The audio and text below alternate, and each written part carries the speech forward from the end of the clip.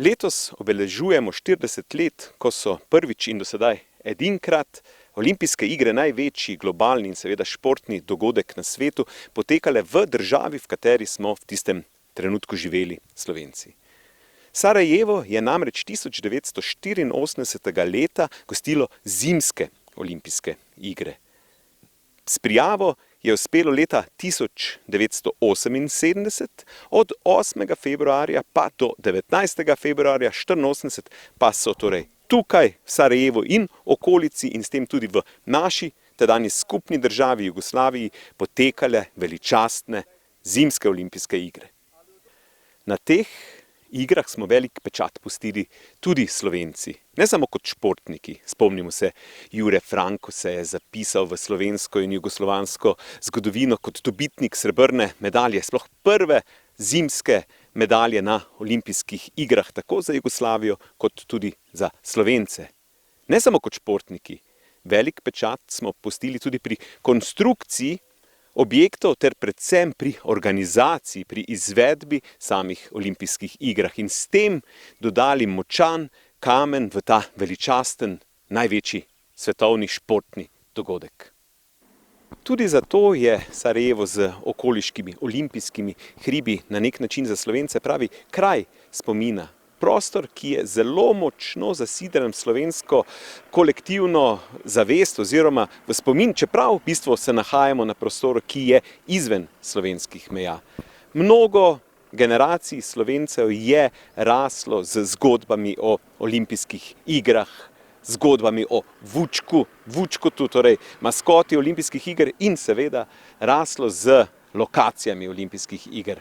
Poznamo Koševo otvoritveno slovesnost na stadionu v Sarajevu, pa potem dvorane Zetra in druge lokacije, Jahorina, Igman in seveda Bjelašnica. Tukaj za mano morda tisti najbolj znan prostor spomina, saj je v bistvu na teh strminah Jure Franko osvojil našo prvo srebrno medaljo. Kako pa te lokacije v Sarajevu in zunaj njega izgledajo danes? Kako izgledajo 40 let po olimpijskih igrah in predvsem 30 let po grozljivi vojni, ki je divjala tukaj v Bosni in Hercegovini, ter tudi na lokacijah zimskih olimpijskih iger. Od aprila 1992 pa vse do novembra 1995 je trajala vojna v Bosni in Hercegovini. Spopadi, v katerih naj bi umrlo preko 100.000 ljudi, so zajeli tudi glavno mesto te nekdanje Jugoslovanske republike. Ne le zajeli, Sarajevo je bilo srčika te vojne. Obleganje prestolnice je trajalo kar 1425 dni, no v tem času je umrlo tam več kot 11.000 ljudi. Seveda se uničenju v spopadih niso izognile tudi lokacije zimskih olimpijskih iger. Športni in nastanitveni objekti so bili delno ali popolnoma uničeni.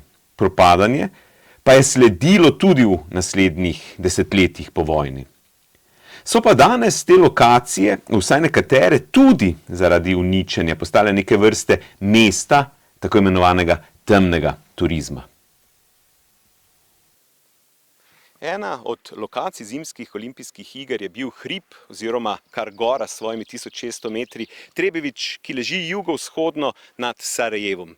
Tukaj, na tem še danes znanem športno-turistično-rekreacijskem področju, centru, so potekale tekme v bobu in sankanju. Za mano je lepo vidna proga, ki je na nek način tudi lep primer tega, kar je od olimpijskih iger ostalo, devastacija v današnjem času. Razmišljajo sicer o obnovi, ampak glede na trenutno stanje je o tem težko razmišljati in verjeti.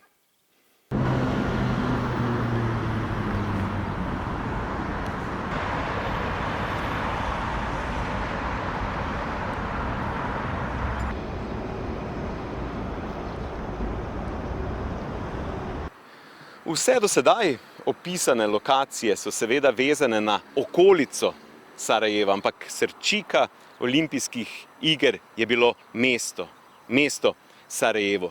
Tukaj je potekala otvoritvena slovesnost, pa zaključna slovesnost in seveda obilo drugih športnih dogodkov.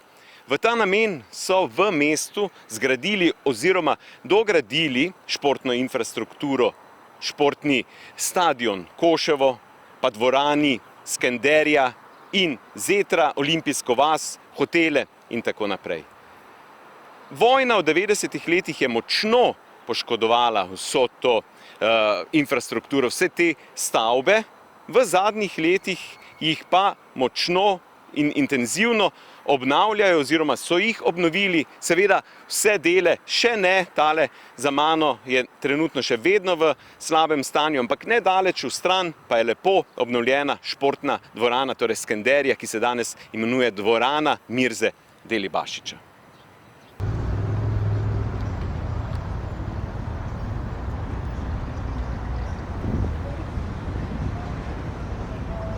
In kje je Sarajevo danes, 40 let po zimskih olimpijskih igrah?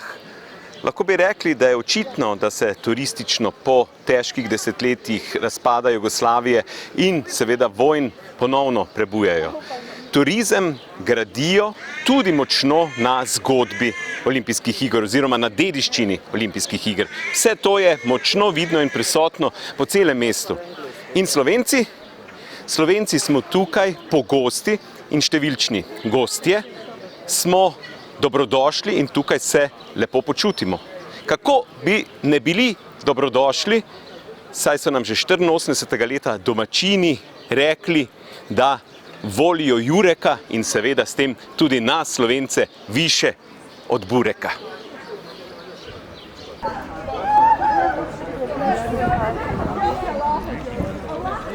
Ja.